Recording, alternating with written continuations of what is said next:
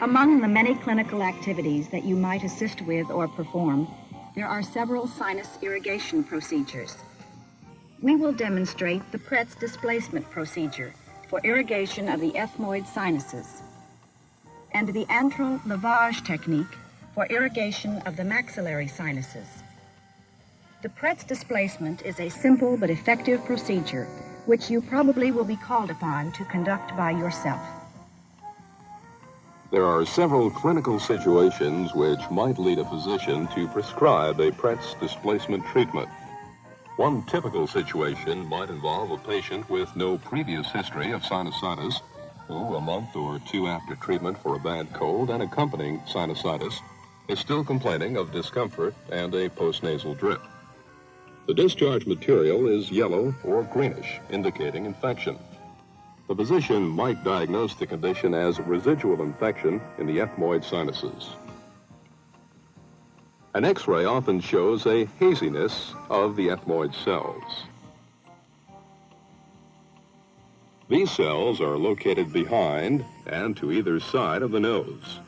From 4 to 7 cells are found on each side of the medium. The physician might prescribe antibiotics and Proetz displacement irrigations every 2 to 3 days for 10 days. The Proetz procedure is not prescribed for acute infections, especially unilateral ones, for fear of spreading the infection.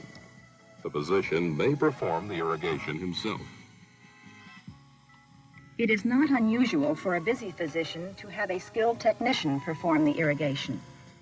After you have acquired enough experience, you certainly may expect to be called upon to perform a Proetz displacement on your own. One of your most important jobs will be to reassure the patient. You must explain the procedure fully and be sure that your patient understands exactly what she must do and what to expect. Your basic job is to sell the procedure to your patient. Explain that her sinuses will be cleaned out by introducing a medicated solution into one nostril and gently removing it through the other nostril while her head is back. Explain that there will be no pain, but that the procedure will be wet and messy. Be sure to tell your patient that she can expect to feel much better after the irrigation. After you have reassured the patient, you might use a neosynephrine spray to shrink the mucous membrane linings of the sinuses. Warn your patient about the bitter taste of the spray. Usually, the irrigation solution is normal saline with 1/8% neosynephrine. You will prepare the solution by mixing 1 part of 1% neosynephrine with 7 parts of normal saline. The solution must be as close to normal body temperature as possible. You should warm the saline bottle prior to mixing under a warm water tap. When the membranes shrink, the ostia, or normal sinus passages, have a better chance of being open. Help your patient lie down on her back with her head lowered over the edge of the table. A straight line from ear to chin should be approximately vertical. Place towels around the neck and under the head to catch any solution overflow. If your patient is female and wearing a skirt or dress, drape her lower body. A surgical gown may be used for draping.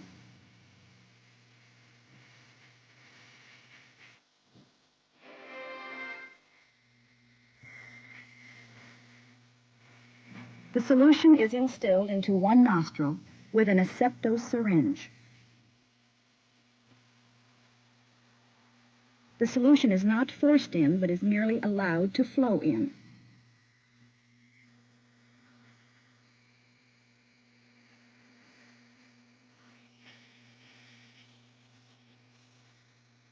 A Proetz bottle is used to apply suction to the other nostril.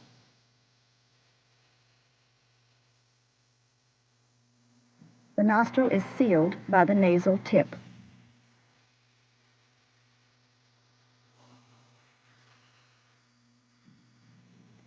The other tube is connected to the S.M.R unit, which supplies suction and contains a trap for overflow.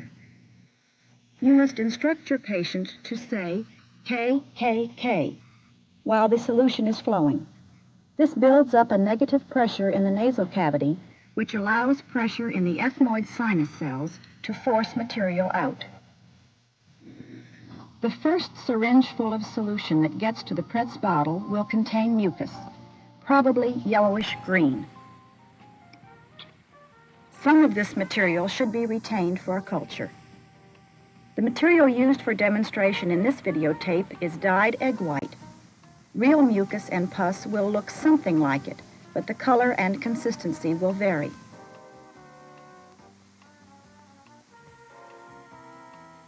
The procedure is continued, often with 5 or more syringes of solution, until the fluid coming into the Proetz bottle is clear. When you complete the irrigation, tell the patient that some solution is still in her nasopharynx and that it will fall into her throat when she sits up. She need only spit it out or swallow it. The solution, incidentally, is virtually harmless and non-irritating, even to lung tissue. Usually, your patient will feel fine after the procedure. Be sure to reinforce this feeling. Remember, you have to sell your patient on her next irrigation. The procedure itself may be quite simple, but it takes a great deal of skill and experience to inspire your patient's confidence in you and put her at ease. The Antral Lavage Technique for irrigation of the maxillary sinuses is performed by the physician with the assistance of the technician. This irrigation technique is usually indicated for treatment of acute infection of the maxillary sinuses, either one or both of them, but only after more conservative treatment has not resolved the condition. After several days of treatment with antihistamines, decongestants, and antibiotics, the patient might still complain of acute sinusitis symptoms.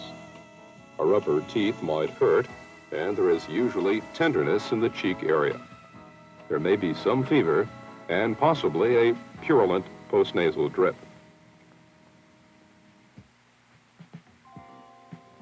An X-ray would show some haziness of one or both maxillary sinuses. These sinuses are 2 air cavities located in the cheek area, one on each side. The maxillary sinuses are also called antra.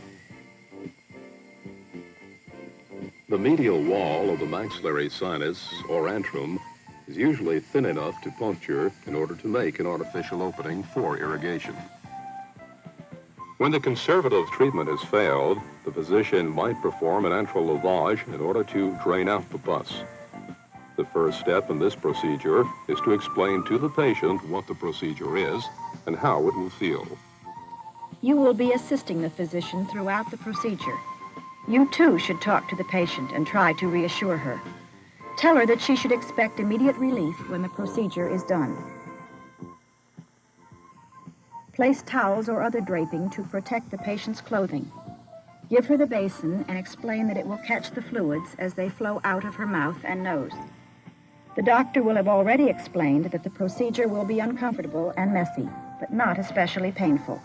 You might reinforce this. Either you or the physician will administer a neosynephrine spray. This serves to shrink the mucous membranes, which opens the natural sinus passages and slows down the absorption of the anesthetic. 4% cocaine is an appropriate anesthetic. It is always administered by the physician. First, as a spray,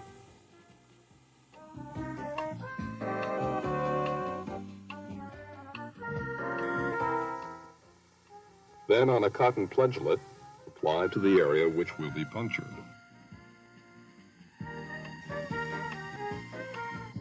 The cocaine will require about 7 minutes to take full effect. Normally, the effect will wear off after 45 minutes. There will be some variation in this. When the patient is anesthetized, the trocar needle is used to penetrate the membranes and bone and enter the sinus. The needle is inserted through the nostril, and the puncture is made at this point beneath the inferior turbinate. The patient will usually have her eyes closed and should be well prepared for the sensation of puncture. When the needle is in place, the obturator or shaft is withdrawn. You must have the tubing ready to hand to the physician so that he may attach it. While the physician holds the needle in place, you must fill the syringe with solution from the solution tray and attach it to the tubing. The solution will usually be normal saline with 1/8% neosynephrine. You may also be required to operate the syringe, gently forcing the solution into the sinus. The physician may wish to aspirate and collect the first material to be forced out of the sinus opening for later culture. You must be ready to give him the correct equipment. The solution will continue to be introduced into the sinus until the returning fluid is clear. The returning fluid flows out of the natural sinus opening and falls through the mouth and nose into the basin. When the irrigation is completed, the needle is removed. You will have the job of cleaning up the work area.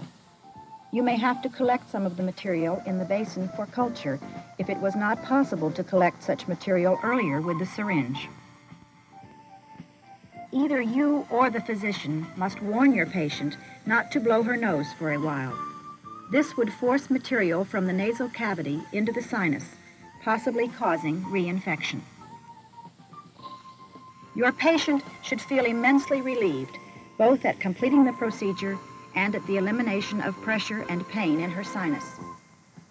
Your skill and dedication in accomplishing your own tasks and in assisting the physician are essential for the proper care of your patients and the smooth operation of the ENT clinic.